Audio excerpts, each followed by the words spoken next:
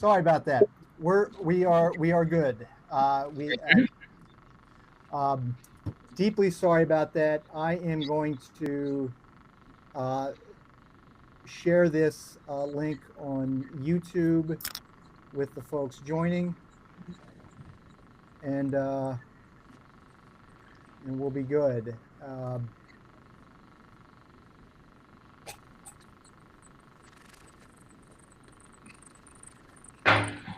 Okay, here we go. Folks joining, and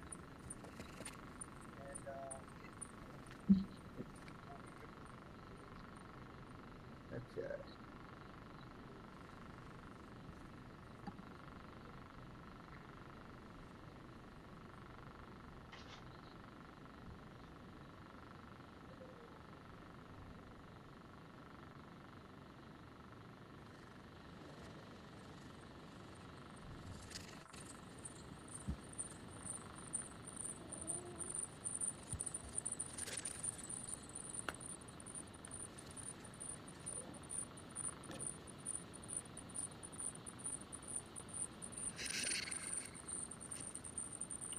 Okay. Okay.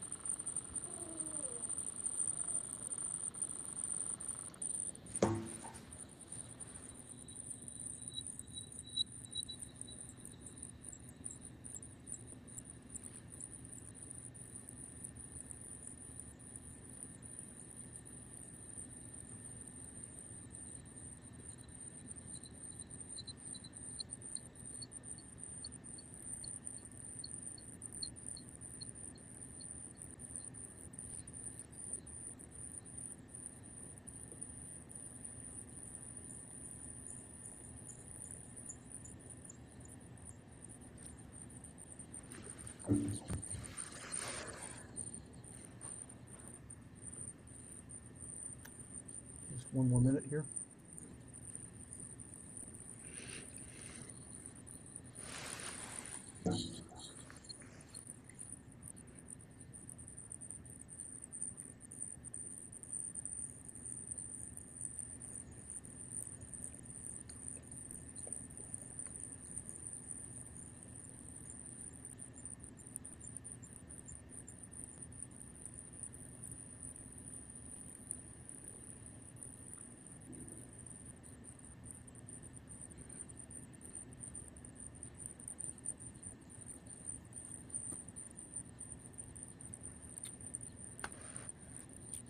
Okay.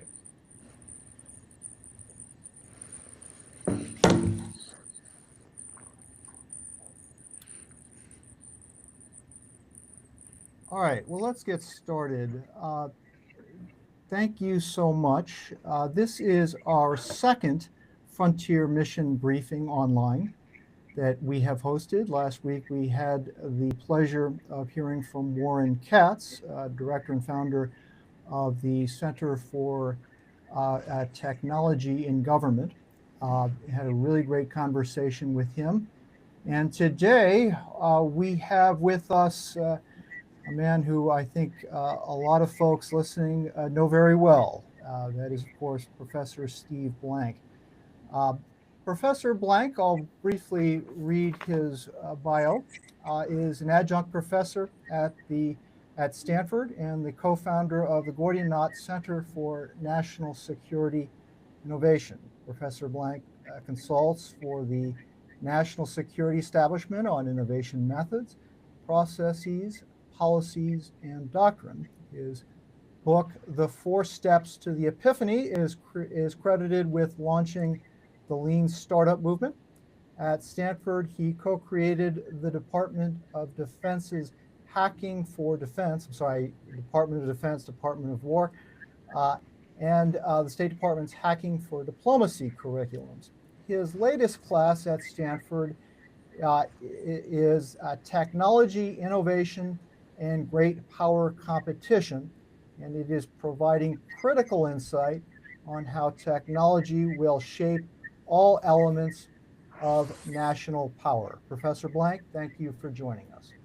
Thanks for having me, Thomas. Hopefully the conversation will be longer than the introduction. Well, so I too teach a class at the University of Chicago, a class in tech-based economic development. And the problem set is familiar to you, I'm sure, and that is we have all of this value creation agglomerating in the superstar cities, the Bay Area, of course, Boston, Austin, Seattle, New York, Washington, D.C., and cities like my own, Chicago, fallen behind on a GDP per capita basis. We last registered 89,000 according to federal data. By comparison, San Francisco 159,000, Boston 117,000 GDP per capita, New York 110. We are not even close to superstar city status. But how do we fix that?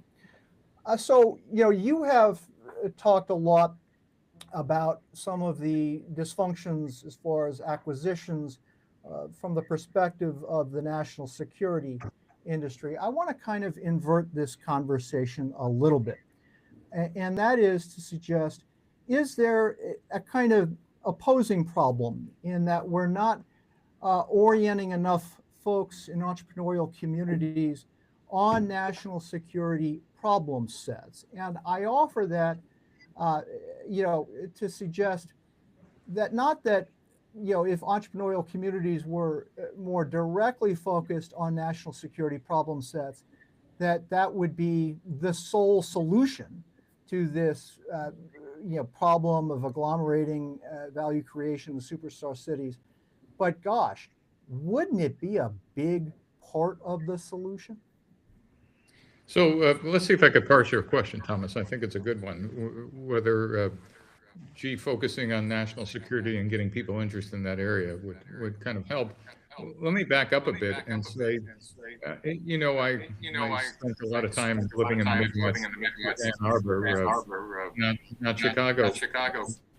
And I was, by the way, I'm hearing an echo. Is that? Oh. Someone signed there. I will mute myself. Yeah. Let's see. There we go. Much better. And I was stationed in the Air Force in Michigan as well, so got to appreciate the Midwest winters. But let me go all the way back up. The cities you mentioned not only have core defense entrepreneurs, but they have entrepreneurs at scale, period. And I'm not talking about small business entrepreneurship, which is in every city, every country. I'm talking about technology entrepreneurship. And as we know, those kind of are concentrated in clusters in the United States, whether it's Silicon Valley or Boston or Austin, and sometimes domain specific about whether it's biotech, might include San Diego and Boston and South San Francisco. And I think of defense entrepreneurship as a subset of entrepreneurs as a whole. So the first question to be asking around Chicago and the Midwest is, what's the entrepreneurial DNA and density, and more importantly, has risk capital followed, or has the entrepreneurs gotten up and left and went to clusters across the U.S.? First question to ask. I'm not an expert in Chicago, but my bet is most of the technical entrepreneurs have decamped to the other places. May not be true, but seems to be the case. So step one is, how do we keep them down on the farm? And I mean that as an analog, not specific. And by the way, when I say entrepreneurs, I don't mean the scientists inside the national labs or the quantum labs. Those are scientists. Those are not entrepreneurs, almost always. And for those of you who ever try to pry technology out of a national lab, you'll appreciate the distinction. We don't hire entrepreneurs as a rule inside the labs. We hire world-class researchers and scientists. And those, as you know, and your audience probably understands, very different mindsets, very different skill sets. Combining the two is actually a pretty tough problem. I'm not sure anybody has cracked that at scale, but it does occur. So to now get and answer your question.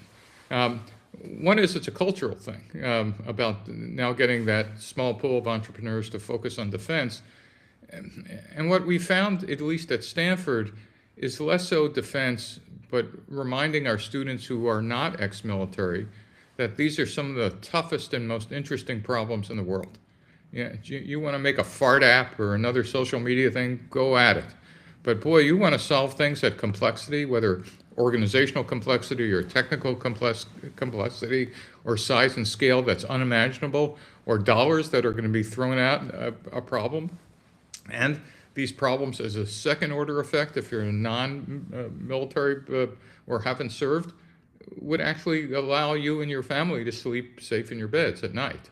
That's how we tend to frame our classes. Is yeah, if you've been in the military, you immediately appreciate what hacking for defense is. But I'd say 3/4 or even more of our students have never seen or understood the Department of War in their lives, and so we have to start from first principles. Right? And just for your audience, let me remind you, assuming you don't have a defense audience, is that the U.S. Department of War is millions of people. And it's organized in ways that are completely unintuitively obvious to anybody who is sold into commercial companies, that is, into the enterprise. In fact, everything you might know about selling into large corporations will make your company go bankrupt probably in less than a year. Because the Department of War, just the biggest idea, is that the people who need the equipment are different from the people who buy the equipment, who are different than the people who fund the equipment. They're in different organizations. One is Congress. In fact, Congress has two different distinct groups. There's something called the National Defense Authorization Act, which kind of writes down what the military should buy and what weapon systems. And just as you thought, okay, we're got our stuff written into the NDAA, there's another part of Congress that appropriates the money, that is, actually authorizes Congress to spend it, and they might have a different opinion.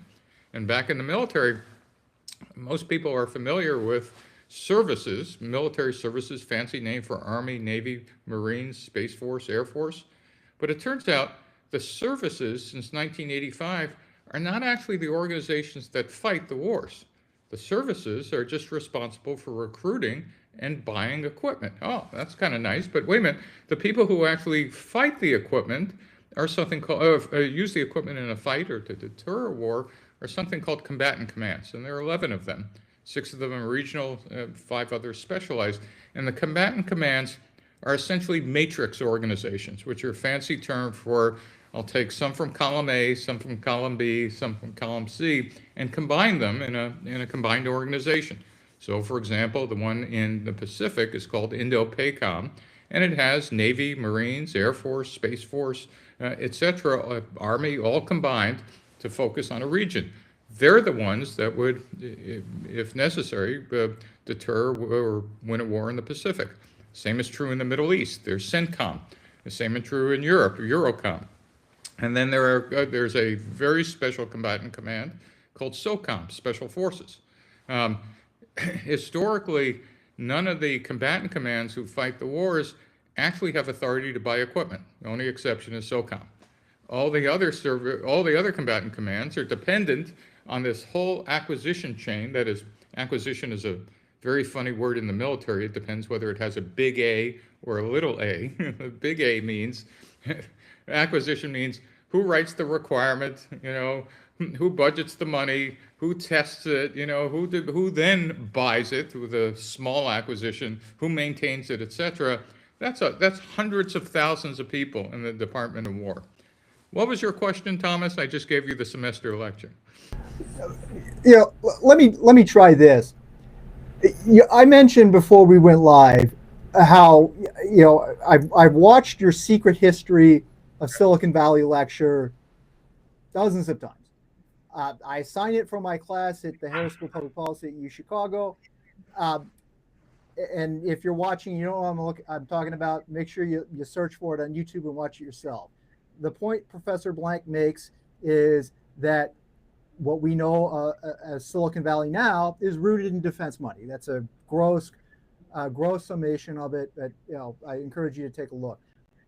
Question is this: can that same story be told in the present day? Well, the other part of the story was it was an accident, right? The the guy who helped start the Valley thought it was going to be a microwaves and defense valley. It turned out the next wave was a semiconductor valley. The next wave, which built on top, next wave was a personal computer thing. Then it was an internet valley. Now it's an AI valley. That is, yes, it started in microwaves and defense, so the answer is for Chicago, you could decide it's a defense valley based on, for example, quantum work coming out of the quantum initiative. Or, gee, I don't know if manufacturing is still part of the Midwest, but when I was young, I used to work in automobile factories and steel plants, and I still remember we made stuff. And if so, that is, what's the expertise that's around there? I'd be making multiple bets if I was doing economic development. I think defense is a likely bet. It has a cultural problem that it took us 5 years in Silicon Valley. When we started the Gordian Knot Center, gosh, about 6 or 7 years ago, it was a pretty lonely time to be talking about defense on a Stanford campus after Snowden and the rest. But it was pretty obvious to some of us who see over the horizon that for the first time ever, the Department of Defense was going to no longer own all the technologies needed to deter or win a war. That is, it was obvious that they were going to have to go out for AI, machine learning, and autonomy, and synthetic biology, and commercial access to space. But it wasn't obvious to the Department of Defense at the time. Luckily, we got funded by the Office of Naval Research that did see over the horizon, and we started helping acquisition folks who were designed to only work with prime contractors and assume our service labs and FFRDCs had the best technology, when in fact in the Valley we were seeing that wasn't the case. So I'm just making the point, it took 6 or 7 years, and in fact Hacking for Defense is now 10 years old. We had armed guards at the door when we first started the classes on Stanford.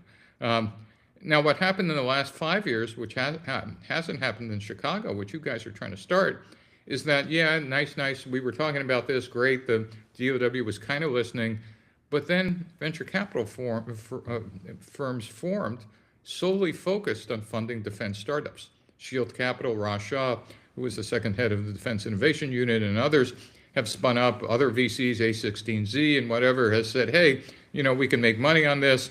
And then, of course, having a couple billionaires start, Anduril and SpaceX, and use their money not first to only build the product, but to sue the hell out of the Air Force and the Army to actually get traction. I'd add Palantir as well.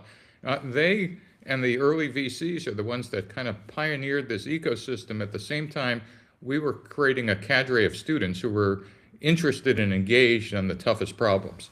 So what I'm trying to point out is that there was an ecosystem that happened not through coordination, but actually one watching each other and going, look at SpaceX and Andrew. Oh, look at what we're doing with our students. Oh, finally, and what happened this year or last year is finally, at least for the acquisition part of the Department of War, private equity acquired it.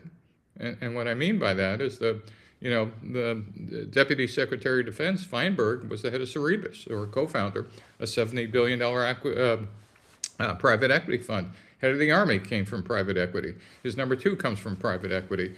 Same for the Navy. So now we have people who actually understand how to write tens, hundreds of billions of dollars of checks, where before we had people who never managed a lemonade stand in charge of aircraft carriers and F-35s. And the results kind of showed that. And this wasn't they were dumb or bad. It's just that they had no experience at deploying capital at scale.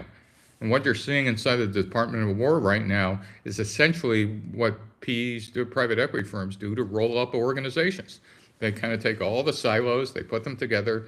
This is this new structure called the Portfolio Acquisition Executive.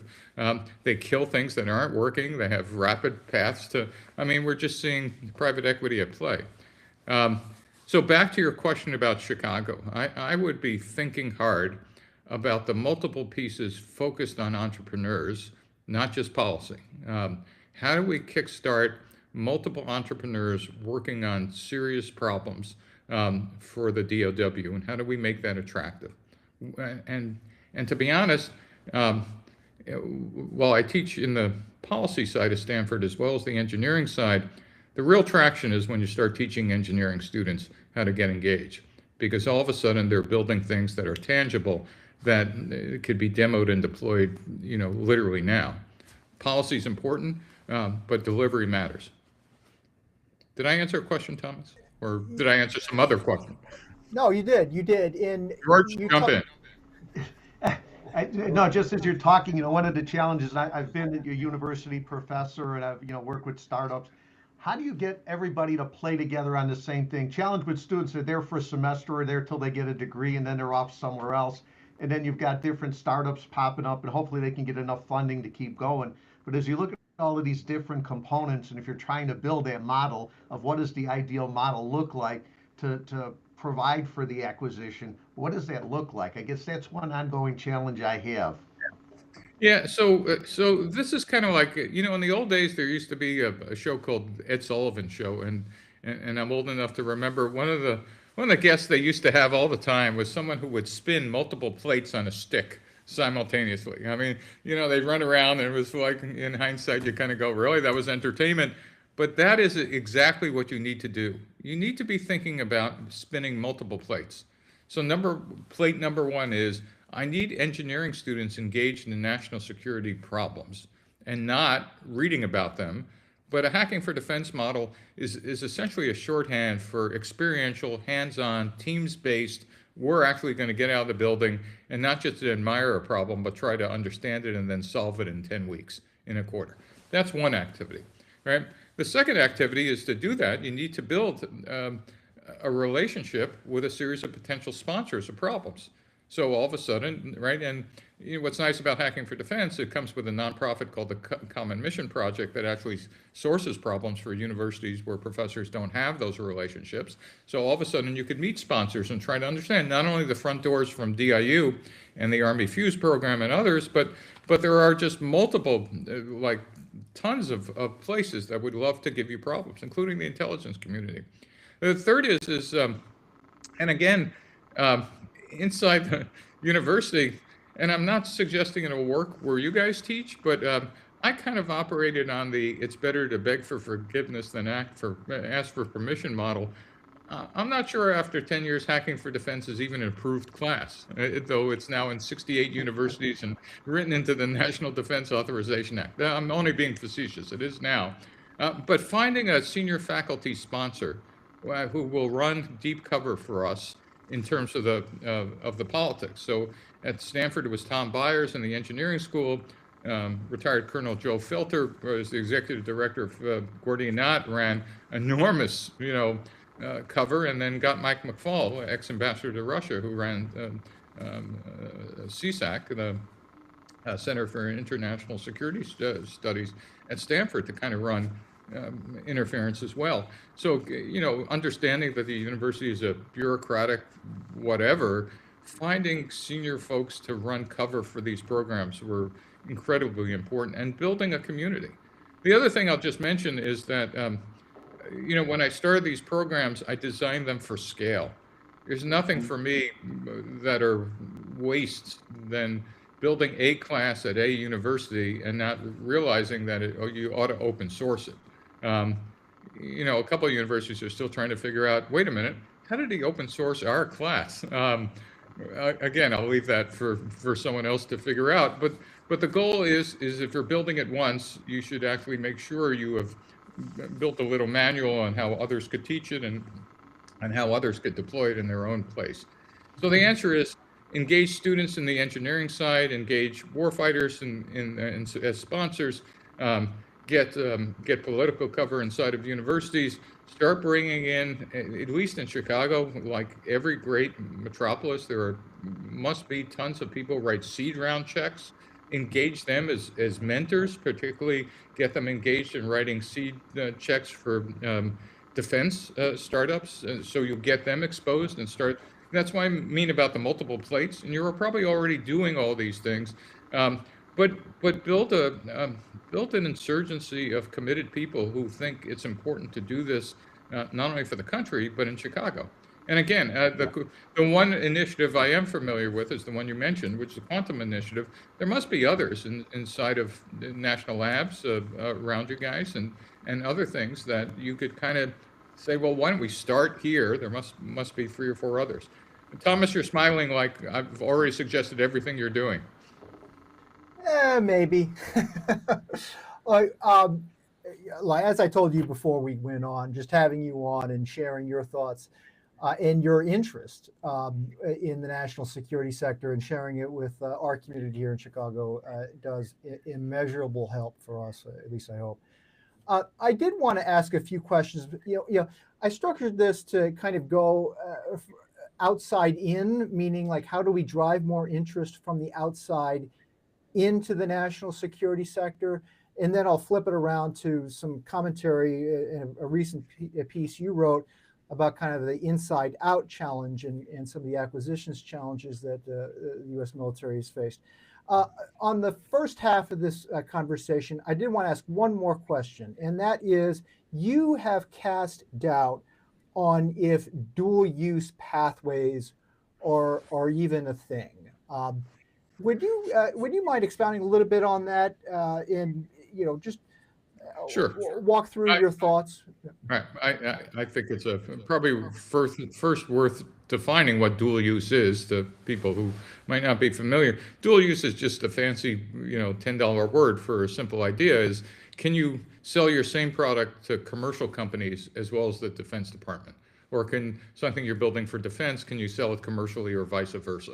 And that seems to be kind of a pretty logical thing to do. Great, I have two different markets. Well, if you remember way back when in my preamble, the commercial sales and defense sales look nothing like each other. So number one is you need a different sales force. Number two is reaching those people are completely different. Oh, great. So your marketing dollars or whatever you're going to spend to create demand, completely different. Oh, the DoD has security and paperwork that you would never believe. Commercial terms are different and have different security and whatever. So there's just a big chunk of overhead that is, there's no economies of scale. It might be that some products, the products themselves, are easily transferable. What I found, and so full stop, it's not as easy as it just sounds. So dual use is not just easy. The second part, and the one that matters, is VCs, venture capitalists who invest in defense, have strong opinions on both sides. And so I believe kind of which one should you do? I believe you follow the golden rule, which says he who has the gold makes the rules. So I would be asking, your potential investors, what do they think about dual use? Some say defense first, and then, if you have slop later and you've proven it, it's a great prototype for commercial. Some believe otherwise. Gee, if you have some sales in commercial, some other believe, like I do, I will now give you my opinion, is that some of the problems for the Defense Department and the dollars available right now in the next couple of years would tend to want you to focus your efforts on defense. So my personal opinion, though, again, I'm not the one writing the big checks, would be I would find big, scalable defense problems and focus on that. And then later on, if there are commercial ways to do that when you're large enough, usually as a startup, it's kind of, I won't say impossible, but very difficult to do with limited resources, both of those distinct markets simultaneously in your early days.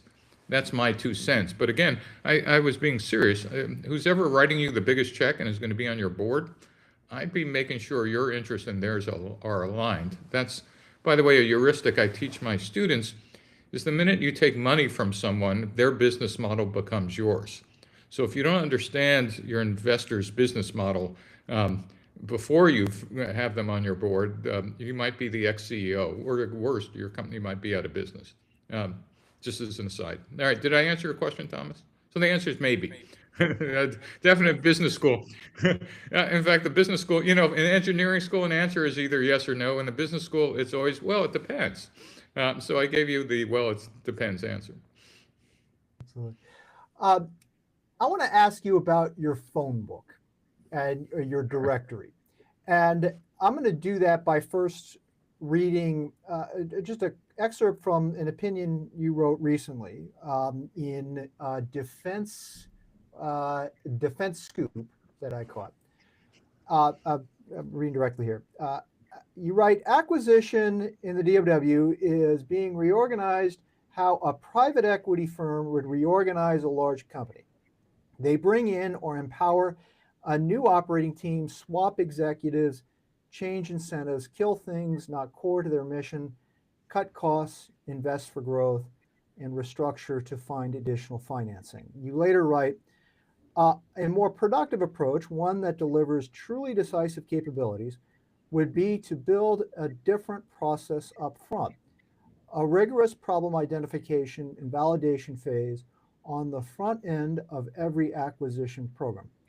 This process would start with a wide funnel of problems, ideas, and technology, each with a 10-line problem summary that describes the specific challenges to address, why it can't be solved currently, what it would take to solve it, and how a solution will be funded and deployed in the field. The way I took that particular piece of what you wrote is the need to get connected with the warfighter and understand the problem sets and be in the closest degree of proximity with the end users in a way that we just have not been able to facilitate. Can you speak to a little bit about that and how this directory that you have produced might solve that challenge? Yeah, and so I'll say maybe. That's what I said, and partly. So number one, what's been missing in any of this system, or at least the way we wrote requirements, was this long disconnect from the warfighter and the time that things are needed. So that's number one. So, but part of this 10-liner, and part of it is exactly what we do in Hacking for Defense, is almost always, the assumption is almost always smart people believe they not only understand the problem on day one, but they could pre-compute the solution. So therefore, we end up writing specs. So what is if you spend time with warfighters, you will certainly understand now for the first time what warfighters need. But then I ask my students, great, can the warfighters write the check and acquire the system? Well, of course not. Unless it's, something on their credit card or they're sneaking in from their families sending them care packages. Okay, well, who could acquire this stuff? Well, I don't know. The warfighter is just saying, I get this thing. Well, there's acquisition people. Great. Well, have you spent any time with them? Oh, who are they? Well, I don't know. Well, wait a minute. How did they decide they need to buy something? Well, it was written in the NDA and they got a requirement. Well, who are the requirements people? Well, I don't know. Oh, well, wait a minute. Who's the staffers on the House and Senate Armed Services Committee that are focused on this weapon system? I don't know. That's not my job. Well, it turns out that meeting with a warfighter is a great start. It's not don't do that. But it turns out there are multiple stakeholders in getting any system deployed. And the mistake is not just meeting with the warfighter, because then you go, all I need to do is build X, and not understanding that Lockheed has a $2.2 billion contract with factories in every Senate and House committee that and this thing ain't ever changing regardless of what the warfighter thinks. So the whole idea about the 10-liner is, yes, we're going to make it a 10-liner, but we're going to get out of the building and understand the entire set of needs and figure out how to adjudicate, that is, decide which one do we attack first. Do we make sure we're solving a warfighter problem, get them to talk to the PEOs, and then get the PEOs engaged back to the requirements writer saying you're giving us the wrong requirement, or do we spin this up from a House and Senate staffer who's having a hearing with General so-and-so that says, how come you're not supporting that? Does that make sense? So it turns out in the DOW, unless you could actually map all this stuff, and now back to the directory, there was no possible way even people in the service for 20 years would know who all those people are, because there's no phone book. I mean, there are specific phone books, and when you have a CAC card, you could that is a access card in the Department of Defense. Sometimes you could get in and get individual department or organizations phone books. But there's no publicly available thing if you're a startup and without a clearance. And if you have a clearance, then you can't share this anyway, because it's either controlled information or classified. So let me exhale. So I wrote now a 400-page directory that I update monthly or sometimes quarterly of all the organizations in the Department of Defense, with names of people, and the PDF version has hot links to their LinkedIn or open source pages. And it was all derived out of OSINT, open source information. I won't touch anything that the DoD doesn't publish or that names aren't already on LinkedIn, with the observation that says here I am, one guy doing this. You got to believe our adversaries have at least 2 people, if not 200 people. And again, this would not have been a good idea 10 years ago when this information was not available publicly. But since it all is, our adversaries are probably doing this as well. And so the only people who don't have access are people who want to sell to the DOW and the people inside the DOW who need to find out who these other players are. In fact, half the people downloading this directory are people inside the Department of War, which just kind of blew me away. I actually wrote the first 30 pages or so were kind of a how to sell to the DOW handbook, which answered 10 years of questions my students had. But then the rest really is this phone book part. And so I never expected until I started getting calls from J8s and J5s and other combatant commands going, oh, we never knew who the PEO was for the weapon system we were actually using. So that's just a long story. If you want to see the directory or figure out where to download it, just go to steveblank.com, and there's a little picture on the side of the homepage of something in a plum-colored book. If you click on it, it'll allow you to download the PDF for free, or get on an update list. So when we come out with new updates, or actually buy a hard copy at cost, whatever Amazon charges us. Kind of nice to have one on the desktop as well. Thomas, was that your question, or did I answer? No, what I was getting at is, I'm kind of trying to focus what the folks listening to this conversation might use and work with. So what they might use and work with is just, the nice part is just if you're thinking about building drones, search the word drones or UAS, counter UAS, and you will find every organization, name, person, etc. in the DOWs responsible for them. And then I'd figure out both in the combatant commands and in the services.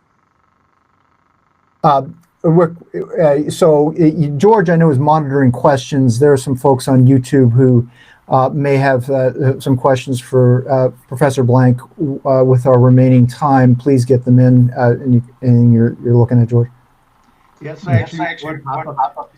what is Steve Blank's answer? What does Steve Blank's model look like for success? For success for who? For a startup or for the government or for... It's a great question, but which one? I could answer both. Not clear. I think they're looking at the acquisition, looking at acquisition. What's the model for success for acquisition? You mean for the country for acquisition, the defense for acquisition? Yes, the overall. Yeah. Investors, startups, government. Yeah, so let me go down the list. I think, and let me put a pin in a subject we should get back in Chicago, is being able to separate out the ideological component of this administration from the needs of the Department of War, because that really affects students' abilities to want to engage who've not been engaged before. Gee, the DOW is not ICE, thank God. It's not the border. Whatever you think about the ideology, that's not what we're talking about. Eventually, we might have to, but we're not. That's not part of this conversation, and nor is it part of the acquisition conversation. Secretary Hegseth actually said it just unambiguously what the goal of acquisition is. We need to deliver things with speed and urgency, and we failed to do that in a timely manner. I mean, speed, urgency, and good enough. And we actually had 70, 65 years of cruft in our acquisition process that we confused optimizing the process versus optimizing delivery. It's a big idea. We put every rule, regulation, this thing called the National Defense Authorization Act, which Congress writes, which says what the military can spend and buy. In 1961, you know how many pages it had? Any idea, guys? How many pages? Not back then. One. I can tell you today. One. Today, this year's 3,400 pages. Now think about that, right? Who reads 3,400 pages? Well, you're supposed to, because that's... We just spent lots of time with lots of people who thought their jobs was moving the paper from one end of the Pentagon to the other, which might have taken years. And by the way, that was okay in the Cold War when our adversary was the Soviet Union, who had an equally complex and Byzantine system. And when we became the only superpower, when the Soviet Union fell apart, ISIS and Al-Qaeda were using pencil and paper and maybe Excel. But in the last 10 or 15 years, China emerged as not just a near peer. Some places were the near peer. Well, what system do they use? Well, on a good day, General Motors, the Department of Defense operated like General Motors, and China adopted Silicon Valley methodologies, which basically was the lean methodology we kind of developed, which says build minimum viable products, rapidly test them, iterate them, and everything that matters is speed and urgency and deployment in front of customers. Meanwhile, we were still operating on a paperwork process that said, gee, .mlpf, 30-year life cycles, whatever, which might have made sense for aircraft carriers, but doesn't make sense for attritable systems like drones and the rest. And our acquisition system didn't keep up with these ideas. What came in the last year was a radical view that says we're going to rip this out from root and branch. This is just the system we put in place doesn't work. It can't. We can't keep going on like this, and we just see it numerically. The number of DDGs or destroyers China puts in the water every year versus us. The number of generations of aircrafts they're building, in not only the number. And to me, the one that no one talks about is the North Korea missile systems that they've developed in the last 10 years. They've developed 6 more missile systems than we have in the last 40. We can't even keep up with North Korea. I mean, that's a little embarrassing. Our Sentinel, ICBM replacement is, we're going to spend probably $250 billion, and we're still in paperwork. So our system is essentially collapsing, or had collapsed under its own weight, which was kind of okay when there was no adversary that was using a different system. It's now pretty clear that it needed to change. The problem in any large organization when you make changes like this is that the folks in the middle, that is the professionals who've been around doing their jobs as per what they were taught to do. There was a whole university for acquisition called Defense Acquisition University that taught you how to move the paperwork. Well, now we essentially need a re-education camp for that middle. What could go wrong is, people in the middle just saying, well, we'll wait this out. We'll wait till this administration changes and we'll wait till the primes now become, important again and blah, blah, blah. The problem is that's not good for the country. What's good for the country is actually the concepts that we've put in place in the last year, which said, we'll take anything now versus waiting for perfect later, right? Perfect is the enemy of what's needed. So, Thomas, I think I answered your question. Yes, sir. Yeah, you did. Absolutely. So a couple things. I did notice in the comments some technical difficulties we had at the beginning. I apologize. I moved this YouTube conversation over to my personal one because I couldn't connect it to the Frontier Mission Network channel. This is being recorded. If anybody missed some of the initial moments of our conversation because of that mishap, we'll make sure you get the full recording. You mentioned the element of politics. I just wanted to, and I have in the past with some commentaries that I've written and shared with our network. This is an apolitical thing we're doing. This is bipartisan, and we have always invited everybody from the full ideological spectrum into what we think is a good common goal, and that is modernizing the American defense industrial base. And on that topic is, of course, the topic of manufacturing. Historically, we are rooted in manufacturing here in Chicago. We've lost a great deal of that manufacturing since the steel plants closed over the last 30, 40 years, U.S. Steel, Acme Steel, Wisconsin Steel.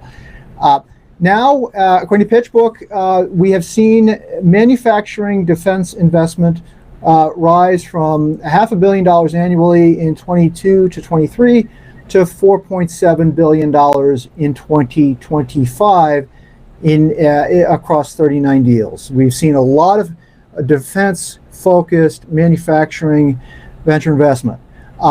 Can you just offer some general commentary on the need to reshore our defense industrial base and how we can capture these promising trends in the national security sector in the context of Chicago? Well, again, for your audience, just remind them why this is important. It's pretty clear that the U.S. and China are kind of, disconnecting their systems. None of our iPhones made in China, but much more important stuff like critical minerals that are necessary for production of everything from magnets that go into, electric cars to rocket engines and the rest, but also components. If you want to build a drone today, try to get those little motors that are necessary. They're made in China, or try to get, a whole set of things in what's called the supply chain. Everything from the raw materials all the way to some of the things you would expect, including, by the way, most of our antibiotics are made in China now. So number one is getting manufacturing, onshoring this thing is not just a thing, it's a whole series of critical things. Some of them essential for our economy, and others are essential for our military industrial base. And this administration has started to do some radical things to do that. One is taking equity stakes, that is, acting as an investor, certainly in mines. And whoever thought that? Doing joint ventures in, I think it was with, I forget who, for rocket motors and actually doing spin-outs, et cetera. And that just means that areas like Chicago should be thinking about what is it that we could create, or what industries can we attract that could be a partner with the U.S. government for things on this critical path. There's a huge opportunity. There's an office in the Department of Defense in the directory called the Office of Strategic Capital. There's another Office of Economic Development. Just be talking to those groups and try to understand. And they all publish, what are the important things on that supply chain. Just to show you how important this is, China, decided to cut off Japan from critical minerals, period. And Japan is now thinking about mining the seabed, to get minerals that they no longer have access to. China's so willing to use those threats of those materials. By the way, the whole Indo-PACOM, that is the tension in the South China Sea, are not just over air bases that China's illegally building near the Philippines and Vietnam, but it's over Taiwan, which China just simply says is a breakaway province. Like in our civil wars, would be like Virginia still being an independent state. They're saying, well, that's Taiwan. The problem for the West is that more than 90% of our advanced logic chips are made in Taiwan from one company called TSMC. Now, if China somehow owns Taiwan and they decide to control semiconductors as they're controlling critical minerals, that's a body blow to not just the U.S. and not just defense, but the entire Western economy. So if you really think about it, we might go to war over 2 nanometers. That is the size of the next generation semiconductors. Well, that seems silly. I want you to remember in the 90s, we fought 2 wars over oil. Semiconductors are the new oil of the 21st century. And so when we're thinking about all this defense buildup in the South China Sea, we're actually struggling for control of assets for the 21st century. And critical minerals being one, but semiconductors being another. I think we're going to see more and more investment from the Department of War. And what it means for Chicago and the Midwest is being able to reverse engineer, well, what are those needs and how can we play? And who could play? And who are the biggest investors in that area who haven't thought about, taking their commercial things and partnering with the DOW? We've taken up enough of your time. George, any last questions from the audience? George, you are muted. Looking at funding for startups, particularly startups, there's been a lot of controversy around SBIR. What are Steve's thoughts around funding startups or making funding available for startups? And if you want to get into it, the SBIR program and your thoughts on that and what needs to change there. Yeah, short answer for everybody not familiar. SBIR is almost a free government set of grants. They don't take equity. That is, they don't own any of your stock. It's just like, here's a grant, here's a set of things we'd like to see at the end, etc. In the Department of War, SBIRs can be written by the services, service labs, etc., different places. The problem is, number one, the program's been on hold since last October. It will probably come back when Congress stops fighting over of how to redo the program. The biggest concern was there were these large companies that were actually turning into what are called SBIR mills. Instead of just having individual companies or startups get grants, these companies have kind of put together tons of companies, some of them not really companies, and gotten hundreds of millions of dollars and kind of gamed the system. That's kind of what the holdup is. And of course, the people who run those mills also write large campaign contributions. Yeah, so you could imagine that that conversation. That said, SBIR grants are great for companies whose technology is not production ready. That is, it's almost great funding for your research or further development, but is in fact what I call a door prize and maybe a death trap if that's all you're focused on is getting another SBIR grant.